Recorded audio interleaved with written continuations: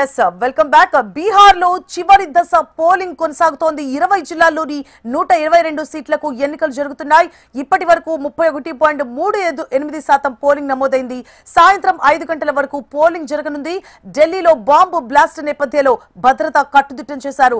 243 assembly స్థానాలకు గాను 121 స్థానాలకు ఈ నెల 6న పోలింగ్ నిర్వహించగా రెండో దశలో 122 అసెంబ్లీ స్థానాలకు ఇవాళ పోలింగ్ జరుగుతోంది.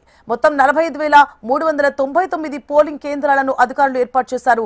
రెండో దశలో మొత్తం 1,302 మంది అభ్యర్థులు బరిలో ఉన్నారు. రైట్, బీహార్ లో పోలింగ్ కి సంబంధించిన మరిన్ని డీటెయిల్స్ ని ఢిల్లీ నుంచి మా ప్రతినిధి ఆర్కే అందిస్తారు. ఆర్కే, బీహార్ పోలింగ్ చాలా ప్రశాంతంగా నడుస్తుంది.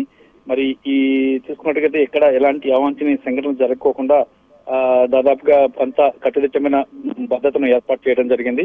రెండవ దశ పోలింగ్ తీసుకున్నట్టుగైతే మొత్తం 94 అసలు నియోజకవర్గాలు పాట్నా, నలంద, సమస్తీపూర్, ఇక చూసుకున్నట్టుగైతే ఇంకా దాదాపుగా అన్ని ప్రాంతాల్లో కూడా కట్టుదిట్టమైన భద్రతను ఏర్పాటు చేయడం జరిగింది. మరి ప్రస్తుతం ఒకవైపు బాంబు పేలుళ్లు ఢిల్లీలో జరుగుతున్న నేపథ్యంలో భద్రతను భారీగా పెంచడం జరిగింది. మరి ఈ బీహార్ లో రెండవ దశ పోలింగ్ మొదటి దశలో చూసుకుంటే 65% పైగానే పోలింగ్ నమోదైంది. మరి ఈ నేపథ్యంలో రెండో దశలో కూడా భారీగా పోలింగ్ నమోదయ్యే అవకాశాలు ఉన్నాయని చెప్పేసి కూడా చెప్తున్నారు.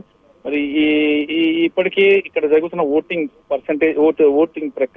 పోలింగ్ ప్రక్రియను కేంద్ర ఎన్నికల కమిషన్ ఢిల్లీ నుంచి సీసీటీవీల ద్వారా అబ్జర్వ్ చేస్తుంది. మరి మొదటి విడతలో చూసుకున్నట్టుగైతే దాదాపుగా ఎక్కువ శాతం గతంలో ఎన్డీఏ గెలిచిన స్థానాలు ఉన్నాయి. మరి రెండవ దశ పోలింగ్ లో చూసుకున్నట్టుగైతే మాత్రం ఇక్కడ జేడీయూ, కాంగ్రెస్ పార్టీలు ఎక్కువ స్థానాల్లో గెలిచినవి ఉన్నాయి. కాబట్టి ఇక్కడ పోలింగ్ పర్సంటేజ్ ఎంతవరకు పెరుగుతుంది అనేది చూడాలా.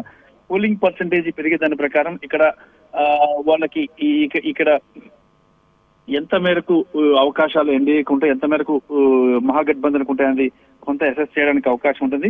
ఈ రోజు కానీ మనం చూసుకున్నట్టుగైతే దాదాపుగా తొలి విడత పోలింగ్ లో 12 మంది మంత్రులు సహా 1,302 మంది అభ్యర్థులు తమ అదృష్టాన్ని పరీక్షించుకుంటున్నారు. వారిలో 136 మంది మహిళా అభ్యర్థులు ఉన్నారు. బీహార్ లో 243 స్థానాలు ఉండగా 20 జిల్లాల పరిధిలోని 122 నియోజకవర్గాలకు ఈ విడతలో ఓటింగ్ జరుగుతుంది. 122 నియోజకవర్గాల్లో 101 సీట్లు జనరల్ సీట్లు కాగా 19 ఎస్సీ, 2 ఎస్సీ స్థానాలు ఉన్నాయి. ఎన్నికలు స్వేచ్ఛగా పారదర్శకంగా జరిగేందుకు భారత ఎన్నికల సంఘం విస్తృత ఏర్పాట్లు చేసింది.